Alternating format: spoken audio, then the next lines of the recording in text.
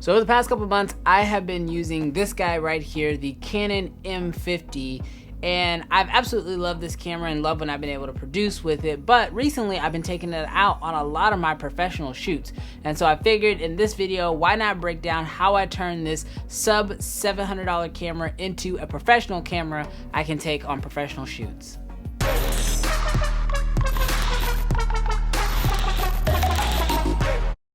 What's good, creative fan? Brandon Washington here, and first of all, if you're brand new to the channel, definitely consider hitting that subscribe button because this channel is all about filmmaking gear, tips, and tutorials.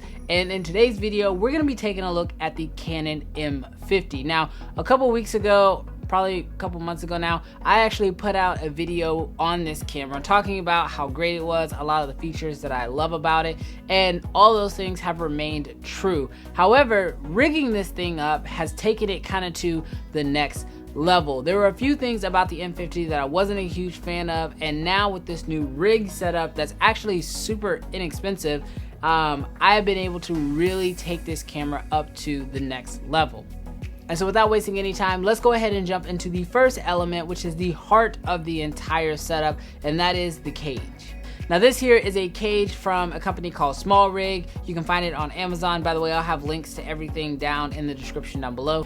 But this cage basically turns this thing into what it is. Now, the cage is actually super inexpensive, but it comes with a lot of really nice and necessary features.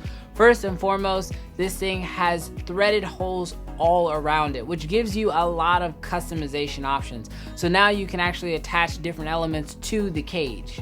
Now, even with all this metal wrapped around this camera, it still makes sure it has all the proper cutouts, so you're also gonna have easy access to the battery door. And they've also added in this really nice grip. Now, this adds a little bit of weight to the camera, obviously, but it actually does a really good job. I even find myself, when I strip this thing completely down, I almost always leave the cage on it because the grip that it kind of comes with really adds that necessary handle and kind of really gives it that more DSLR type feel. And so even if I'm just using this thing to take photos, I'll typically leave the cage on and it works out great. Also, you'll find that there's a nice little cold shoe cutout on here as well, so that way you can attach a microphone. And then on the right side of it, you have this nice little rose type slider or quick attachment tool that allows you to slide on things like my side handle that I have here. Now that's the next thing that I have attached to this thing, and that is this side handle. Now personally, I think this is completely optional, but I do love having it for handheld shots. It really does give you that extra level of stability, especially since this camera does not have in-body stabilization. So anything you can do to really give yourself that extra little bit of just stability and control is great to have. And so I definitely added this on. Now I will say I wish they made a model for Canon that has a little button that you can press to start and stop. It actually feels really natural to have a button there, and sometimes I find myself even fishing for it, even though I know it's not there. I really would love for Small Rig to make one for Canon that has a button, but I don't even know if that's even possible with Canon software and whatnot. Now the next thing you'll notice is that I've added a top handle to this guy, and that's really just so I can have a little bit of control for some low angle type shots. I don't use low angle shots a lot, but as someone who has shot with RED cameras in the past, one of my favorite accessories for the RED cameras is their top handles, and so being able to add that to this camera definitely helps out a lot, even when just walking around and using the camera. Now something else I'll mention is that the top handle here does have a few more threaded holes, which you can see I've actually used to attach a little almost like a ball head to be able to attach my monitor to it, which really is the thing that in my opinion has set this thing off to the next level. Now last week I put out a video on this monitor and talking about how great and how much I love this monitor, and with this setup it is perfect.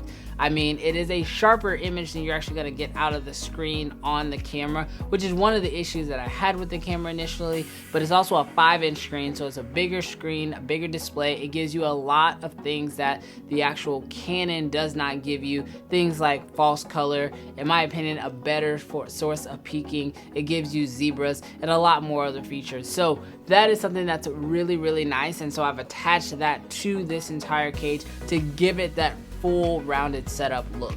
You know, with this thing completely kitted out, it is a for sure option for professional shooters.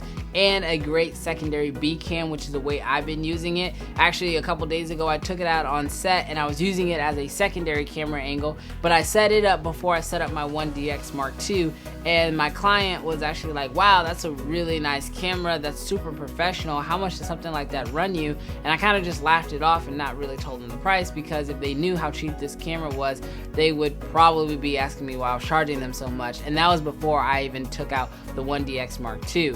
And so them seeing this camera completely kitted out like this, for those of you guys who are afraid to get a small camera, or you think if you get a small camera you can't go on set with it because your clients won't respect you, well, I'll tell you, first of all, you shouldn't be working with those kind of clients to begin with. But then also, if you do kit your small cameras out, something similar to this, something that really works for your workflow, you may actually find that it does hold its own. And getting the proper accessories to really help your camera and to help you get more out of your camera can definitely take you a long way.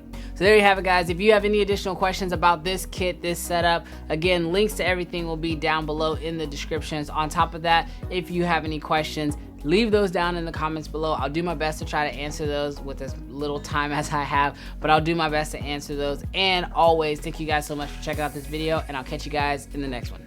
Peace.